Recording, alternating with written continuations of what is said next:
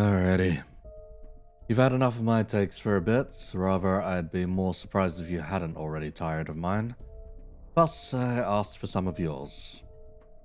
From across the community, I've got a few hot takes and horror stories to go over today. From the community post, Discord, and my channel's email. They cover quite a bit of topics of contention in Project Moon's games, even as far as Ruiner modding. So without further ado, let's get into the first one. Urban Nightmare blows chunks, and is probably the worst part of Library of Ruiner if it wasn't for the fact that Star of the City exists. It's actually a halfway point of the game, and you have to break into Star of the City with Urban Nightmare cards. Urban Nightmare was why I almost quit Library of Ruiner. Okay, this one I actually agree with. Urban Nightmare sucks if you aren't following a guide and decide that the first encounter you should tackle is 15 fucking sweepers.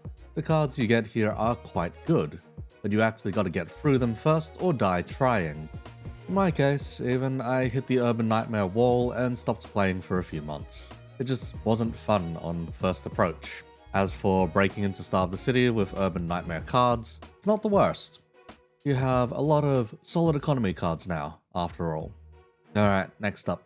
My hot take on the community is that it's way too obnoxious about policing others. I think it's terrible when people jump and attack somebody for calling Dante a he. I think it's terrible when people get attacked for liking and or gooning to characters such as Tifareth. I think it's terrible just how much hostility PM fans have towards Blue Archive players for no reason. Twitter is the most egregious but obvious example of these things. This one is a fair bit more contentious, but honestly I find it reasonable enough. The fan base for Project Moon is quite young and opinionated. One quick look at PM Twitter makes you want to poke an eye or two out. They tried to do a lot of policing and gatekeeping in order to try and maintain the image that they're one of the good fandoms, that they're doing something about the rotten eggs. I'm gonna fire some shots of my own here. There's no such thing as a good fandom. They're all ass. And people love putting the worst parts on a pedestal for all to see and mock. Anyhow, as for the Dante one, I make a conscious effort to use they-them pronouns, but the one or two times I slip up, some asswipe in the comments always points it out. Like, for fuck's sake, it's a character whose lines you read in first person.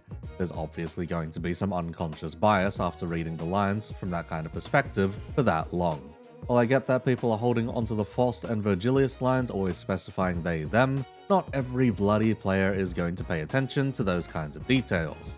That said, jumping and attacking a person for misgendering a character is such a tired thing at this point, especially a character whose lines we read in first person and more or less insert into.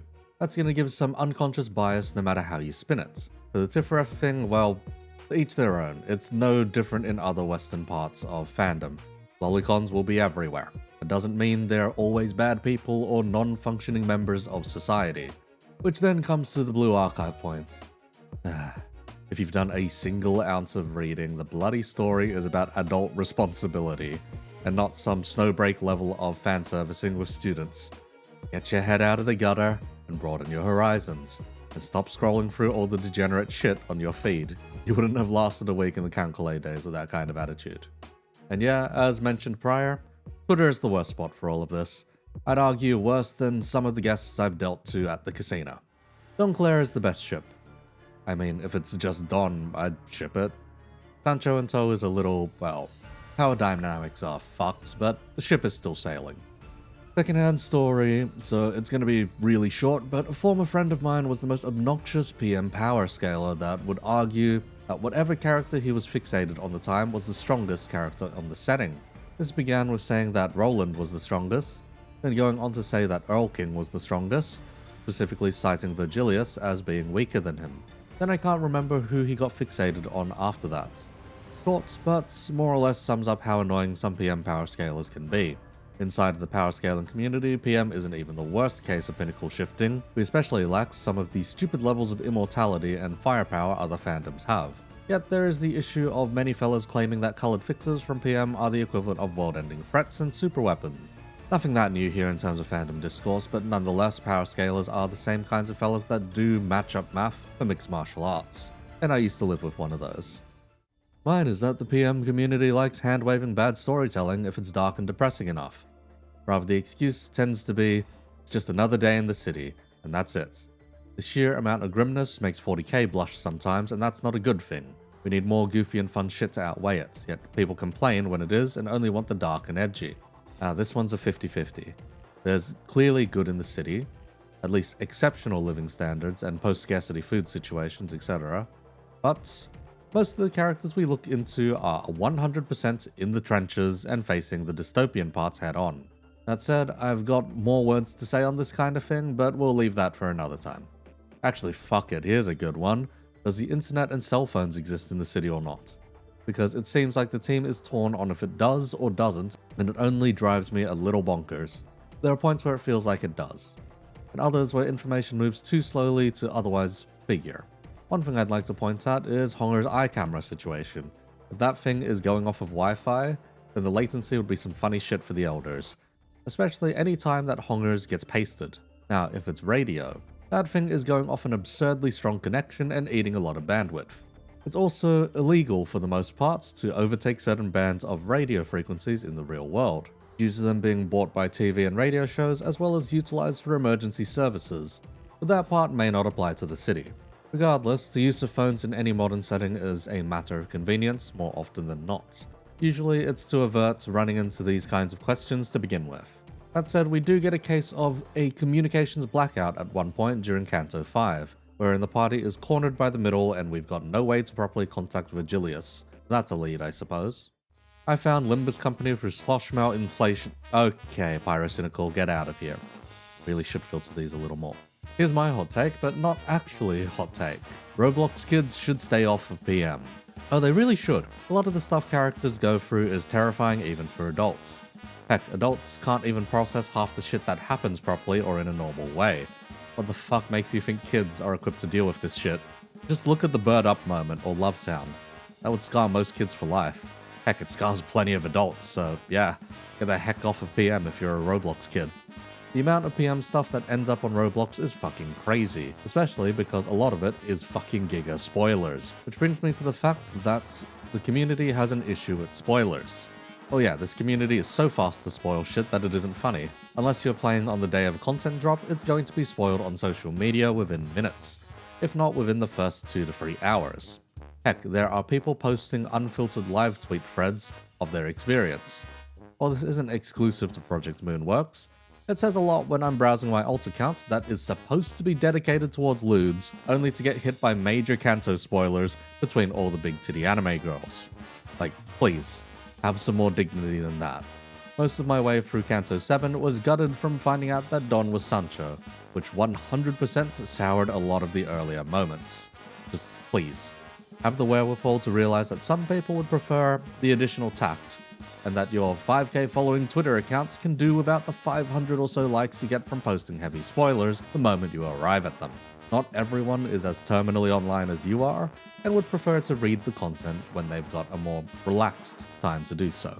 Twitter is the bloody town square of the internet, and you're pretty much the same as the kinds of fellas that scream out that Tony Stark dies in an Avengers Endgame ticketing line. Kindly fuck off. Also, autism is unfunny. Please get professional help. I agree, you should indeed get professional help.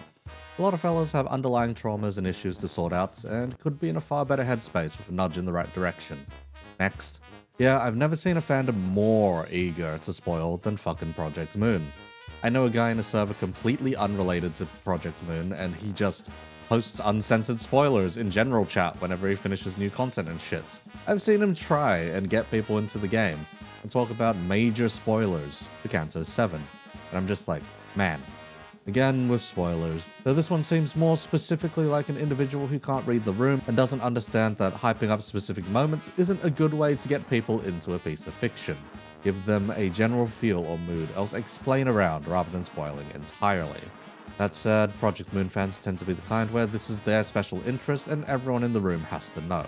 Look, I may be a Project Moon channel currently, but I'm not shouting to high hell to everyone that I meet that this shit is peak, or that they must play because of X, Y, or Z spoiler. Have some bloody tact. Next, we've got a small gender saga.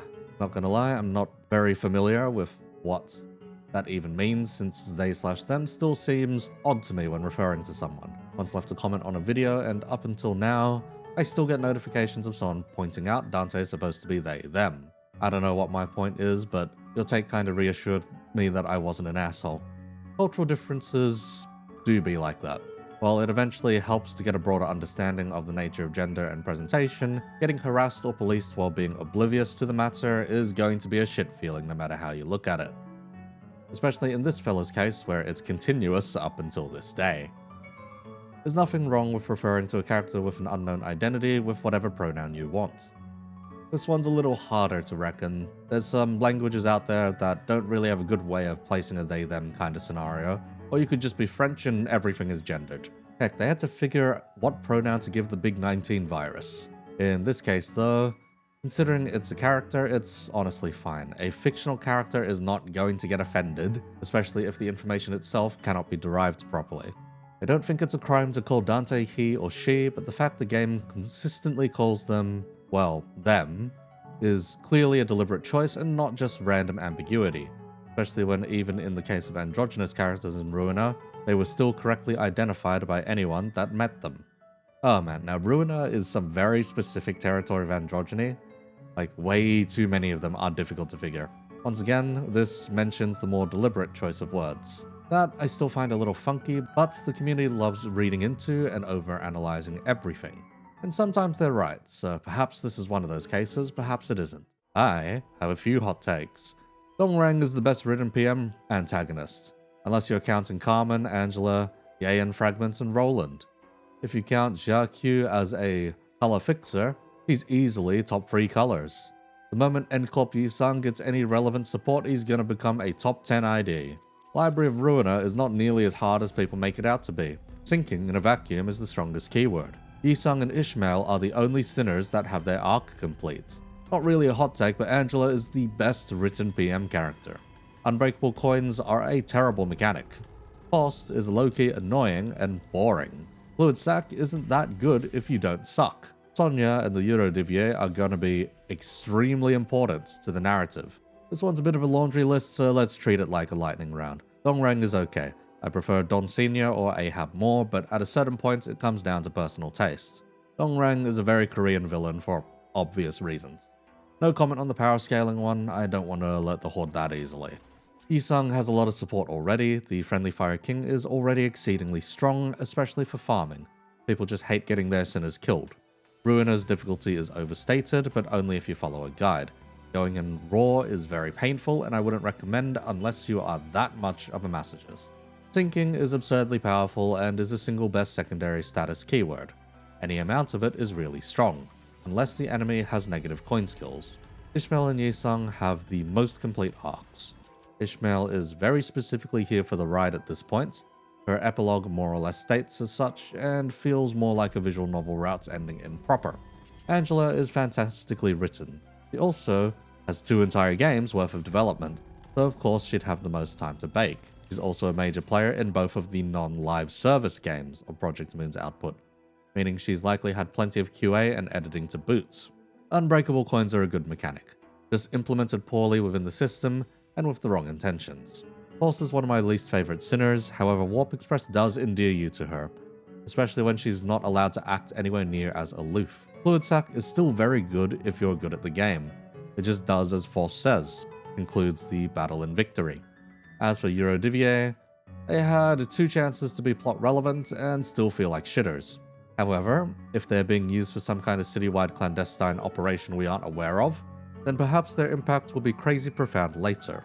Whew, that was a decent bit to get through. Anyhow, hot take, I think Limbus should have had a separate stagger bar, like Ruiner. Armor would need to be rebalanced, but it'd be worth it. A bit late to implement, I reckon. Would also need either completely separate values or for stagger type resistances to come back, both of which would be too painful to implement. While it would be a layer of strategic depth, the current system is streamlined in order to make things more palatable. Another hot take. Last one, I promise. I think Limbus as a game needed a beta test, or simply more time in the oven, as many of the community's issues with the game's balance, and lack thereof in certain aspects, can be solved within the current design space limitations if proper time was given. This is probably a cold take for any fellow day oneers. Seeing what the game was like in its early days alongside the changes that would eventually be made, I'd argue yes. But QA is often one of the last things on a studio's mind, when they're smaller, as you are expected to either test on the fly or trust in your better judgment as you develop. A consistent group of QA testers costs a fair bit of dosh. I would know, I led one for a while. It can also get quite biased if the same one is used for too long. And unless you're looking for yes men, that isn't going to fly. That aside, more time to bake would have been appreciated for those early adopters. A relatively recent drama on my mind, a horror story, over a goddamn pillow. This is a series of mistakes that wraps it to the point of being a comedy. One artist drew a Tifurif Dakimakura, a safe for all ages Dakimakura.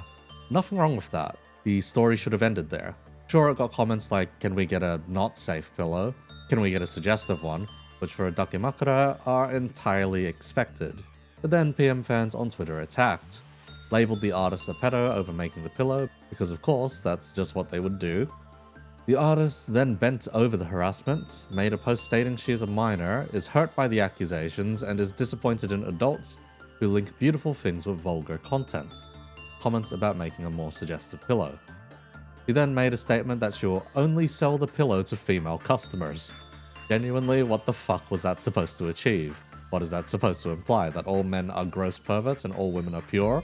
One comment asked, do trans women count? And she replied, no. I would stay away from that discussion entirely, but this part had to be mentioned. Imagine turning every side against you when you wanted to just make a pillow. I genuinely didn't know that actually went anywhere near that far. Christ, yeah, that really is like folding wet paper and proceeding to piss on the goodwill of every side involved. Man, can people ever be normal about things?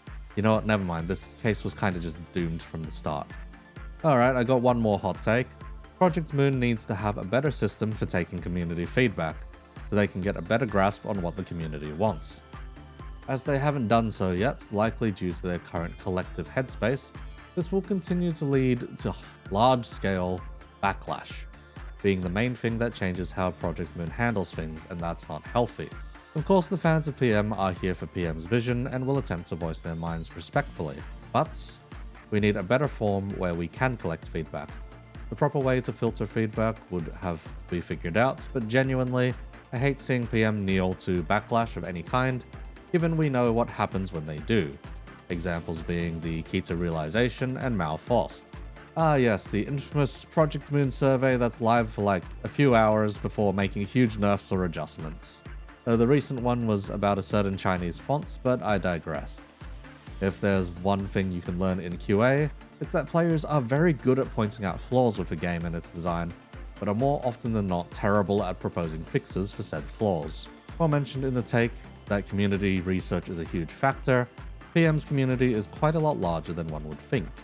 Like looking at an iceberg and not seeing what's below. A good chunk are also not that vocal about things, so the best case they can work with is raw game data they have access to. Otherwise, getting any sort of proper channel going would be fantastic, if only for getting their more enfranchised fans to have a voice of some kind or another. The real horror story was the Crimson Flower or Jealous Flower mod. Main issue was that it was a high quality mod that someone commissioned with a lot of art, which was like L-Sword x Limbus thing, but they really wanted the mod to be hard, and it was absurdly difficult to the point where you can lose using a debug mod, which is ridiculous. The problem was that it was a high quality, but its difficulty was not well reasonable at all, with specific targeted mechanics against strats. Like if you use the red mist, she gets hit with a power null or something if I recall correctly. While I haven't looked into the library of Ruiner modding all too much outside of cosmetic mods, the gameplay ones all seem to follow this kind of pattern.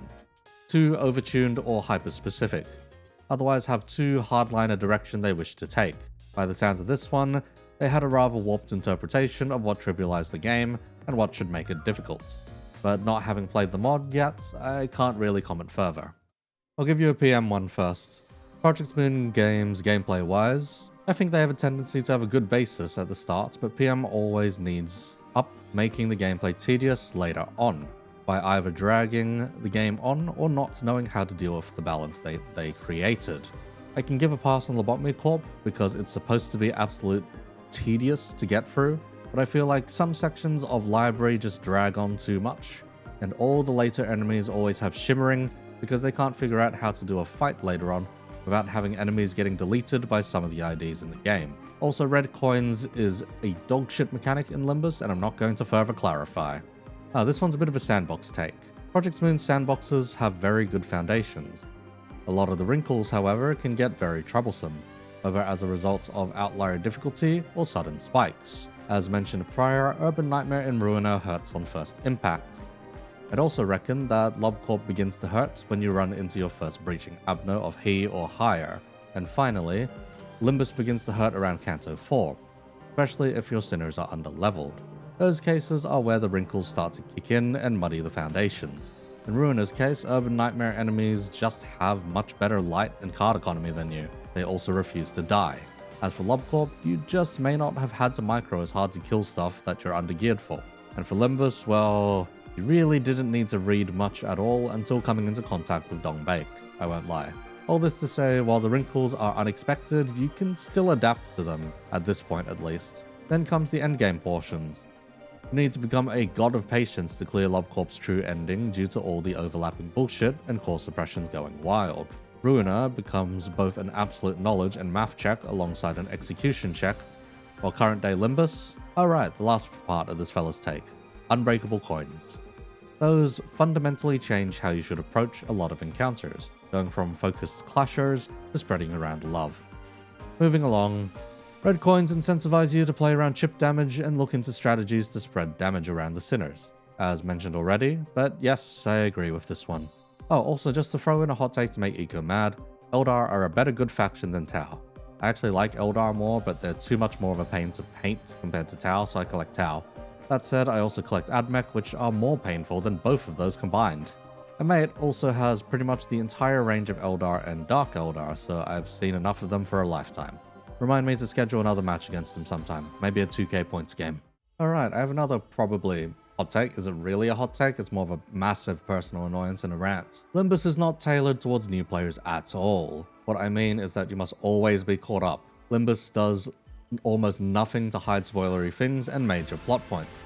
Mirror Dungeon Hard is always locked behind second to currently latest released Canto, so if you're just starting out, again, you need to catch up to get a steady supply of boxes. 22.5 pass levels for one hard run per week makes so much of a difference compared to having 3 times 4.5 pass levels for doing 3 normal runs. And the later you start, the more catching up you need to do to be able to access MDH. Currently, you need to beat Canto 7 to play MD6H. Then you'll need to beat Canto 8 to play MD7H. Then you'll need to beat Canto 9 to play MD8H, etc. And it's also ridiculous how the story is the hardest content in the game. Another offender of this is the Railway. Why on earth does accessing Railway 1 Bogak require you to beat Canto 8? It's Season 1 enemies. It's Canto 1 to 3 enemies. Why is it level 55 content? Why was it adjusted to be level 55 post Canto 8 content in the first place? They could have ported the Railway with no changes and everyone would have been satisfied. Railway Bogaks could have been an awesome opportunity to give new players resources and something cool and unique to do between Cantos. Imagine if Railway 1 was unlocked after Canto 3 and had level 30 enemies. But nope, beat Canto 8, sucker. Furthermore, Railway is mentioned in the story in a dialogue right when you begin Canto 4. Nasty is what we faced on the Railway? What Railway? This part, well, I've got a mate I helped run through the basics the other day. Funny thing is, they were absolutely stunned by the level of generosity the game had to offer. That said, you only really feel that generosity once you hit Mirror Dungeon hard, as mentioned in the take above. As for always needing to be up to date due to sheer story spoilers, yeah, that one wasn't as big an issue in the previous season, but this one, 100%. The amount of spoilers you get out the arse is massive. Just look at Udjet Otis. That ID's Uptie story actually spoils quite a lot, just in the bloody Uptie story. Canto 7 had one such case as well, but it was with the bad end ID specifically. That said, the part on the Railway is very stupid. I more or less share the opinion of Esku that railways should be available or at least re-released in a proper form. But the Bogak ain't it, Chief. There isn't even a turn count pressure there to worry about. Not that the previous railway had much of one either. People getting sub 30 turn clears these days, was it? But I digress, the new player experience does need work. It's just finding the exact method or form in which that takes is considerably difficult. Okay, last hot take. This is mainly me condensing red coins being a good thing. To keep it brief, Unbreakable coins are what Limbus needs to keep the gameplay challenging. Unbreakable coins were introduced during Canto 7, and the main issue there was that they still inflicted status effects despite being cracked, and could still deal a lot of damage if their base power was notable. Now, Unbreakable coins have modifiers such as on clash lose deal X% less damage, and on hit without cracking, inflict X status to make fights feel more fair. You can actually see how Unbreakable coins are meant to be used in the design space. To give a good example, Sora and Rian are great uses of Unbreakable coins, as you have to focus on redirecting their skills to prevent their ramp from mounting faster than you can ramp up yourself. Unbreakable coins allow the enemy to still accomplish portions of their gimmick, but give the player the means to interrupt and stall out the gimmick. I wouldn't call it a need specifically, but definitely a usable wrinkle in the fold. The sheer infliction of status is the horrifying part, especially in fights where the status is the main brutality factor. See Lei Heng and, as mentioned, Papa Don. If you see the difference between pre-nerf and post-nerf Lei Heng, you end up seeing how absurd things need to be tuned down in order to make the mechanic work. That said, the Rian and Sora example is rather apt. This is a really good use of Unbreakables, using them as the threat itself. For them, they convert coins used against the pre-script targets into Unbreakables. This gives a way to avoid them or otherwise exert more control over their impact. The on-clash lose condition also sticks closer to the original intention, I reckon, that they're supposed to be a clash and or evade check, rather than an evade or bust. Else, get ready to tank kind of affair. Would saying IDs shouldn't always have a keyword be a hot take? I want to return to IDs designed around things outside keywords, more so on stuff like bind, defense ups, sin colors. I also like Season 1 IDs the most. The main contention is the mirror dungeon, which is kind of a stupid thing, but hear me out. The MD gifts that require 5 or more IDs with X or Y keywords are the limiting part here. The mirror dungeon incentivizes status builds too much, and realistically once the story content is over, it's where you're going to get the most gameplay. If we were to do away with the conditional and let some gifts be more universal, then I reckon we could get away with some of the more unique designs that don't need to be beholden to the status keywords. As for the rest, well, IDs focused on lesser statuses are potentially too niche, or in the case of some of them, far too strong. One day I should get around to a video on healthier statuses, but that'll be a while out, I reckon. As for Season 1 IDs, yeah, a lot of them are fun conceptually. Currently, they just lack the numbers to keep up quite as well as one would like. Otherwise, a good chunk of them are still quite cool to make use of. The apprentices from Canto 9 don't really get fleshed out, and some of them don't even get enough screen time, so the ID reveals about them just taste very damn bland. You can feel the lack of intervallo hard in this one. Many of the nurse fathers themselves get plenty of development, but their relationship to their apprentices leaves a lot to be desired. It's clear that the emphasis was more specifically on Roshu and the interactions between Roshu and the nurse fathers, but nonetheless, not all too much value would be lost by losing the apprentices, in which case there's plenty to gain by diving further into them. It would also make their deaths far more impactful. Instead, they are indeed more bland than one would like. Even the good boy Lucio is only made particularly interesting if you read his damn skill descriptions. But here's one of my hotter takes, personal take on this one, especially in modern gaming. Item description style storytelling is shit. It's born out of limitations and only works when used in tow with environmental storytelling. The placement of the items matters as much as the words themselves. Most of the reason Miyazaki had to use them in development is resources. Hiding key or important lore inside of them was budgetary. Just look at their later output like Sekiro, where instead of hiding the story away quite as much, the key parts were far more explicit. Then there's Elden Ring. Fuck Elden Ring storytelling. It went too far backwards, as most fellas are left thinking, I wonder when Vati is going to cover this. Kindly fuck off. Also, Kim Ji-hoon is planning to not do these as much anymore anyway, so at least we're not going to have to deal with it later. But I digress. Its usage here isn't the worst, it's just not the best either. Oh, actually, the Papa Don fight is where red coins are at its best, because you have to sequence your clashes to prevent the AoEs from staggering your team, and to burn off bleed count. And most importantly, the Impale skill, the everyone seems to evade. That skill siphons 25 bleed potency from the sinner that gets impaled, which triggers another one of Papa Don's passives where he gives himself free bind. and because Papadon siphons 25 bleed from the sinner impaled, that triggers the guaranteed ego gift you get from the dungeon, which heals your sinners when they hit a target with bleed. Like the issue of the Papadon's fight, which is the bleed build-up from Unbreakables, could have been resolved if players just clashed that yellow skill and sequenced their clashes just a bit better. Compared to a fight like Mayor's, where fuck you, take fixed HP damage when bar fills up, and no mechanic to reduce said bar, which is the main difference. Papadon is a slow battle of attrition, while Mayor's and a certain Kanto 9 fights are DPS races. Looks like one last one on red coins. Yeah, I mostly agree with this one. If you do this particular fight as intended, Papadon is a fantastic showcase of how red coins can make for engaging mechanics and play patterns. If you're the kind that did I don solo, I hate you. You probably missed the found family message of the Kanto and should go back and redo the fights. Heck, it'll be so much easier for you if you've leveled your sinners now. Go get a nicer ending, mate. You'll appreciate it. Okay, that's all the ones from my Discord. Let's go check the YouTube post again. Hot take. Lobotomy Corporation's true ending is a ruined orgasm. If you've been edging that long, go seek professional help. Not necessarily a horror story as far as I'm aware, just an interesting one. I'll just quietly suggest the old Afterglow mod for Ruiner. If I recall correctly, it went so badly, none of the artists want anything to do with it. This one I've had mentioned maybe twice. Perhaps one day if I ever delve into Ruiner modding in proper, we'll come back there. That'd come on a second playthrough I reckon, which would come after I clear LobCorp properly. I like Limbus Company's gameplay, which includes the sanity mechanics and clashing system. I also much prefer it over Ruiner's gameplay. This one is lukewarm.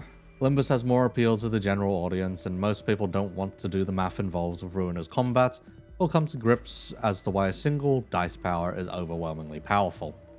Unbreakable coins are actually a good way to increase the challenge of the game, and force you into using your whole team and strategize instead of picking up 7 strongest dipshits in win rating. It also incentivizes the use of protection and healing buffs, which you straight up did not need before Kanto 7, which gives a lot of lights, previously underutilized egos. Kanto 9 spoilers below. Green coins, on the other hand, is ass, because it opens up the way to make a blue coin that eats the green coin, and an orange coin that eats the blue coin, and a white coin that eats the orange coin, and a golden coin that wins the game for you, praying that this stays exclusive to gimmicks in bosses. Speaking of gimmicks, Gregor fight is the most fun in Kanto 9. Multicolored coins. While not necessarily a case of power creep, is a potentially slippery slope if they don't contain it. If you've ever heard of Yu-Gi-Oh! Speeds, you know how wrong this can go downhill fast. Aside from that, more defense of Unbreakables, which is honestly fine. That about sums up the YouTube comment section. As for my email, nope, got nothing, so let's wrap up. Most of the takes I received are either complaints about the fandom's rabidness or the middle to late game design of various games. While there was a variety of takes, a few of them, like the Unbreakable Coins one, seem to come up more often than not. While I'm about 90% sure that my response to some of these takes has ruffled some feathers, I reckon it's a good thing to get your unfiltered thoughts out from time to time, hence the making of this video. Nonetheless, if you enjoyed the content, give the video a like, and I'll see if I get around to doing a follow-up on this one in the future. As for when that comes around, subscribe to get updates on it in post.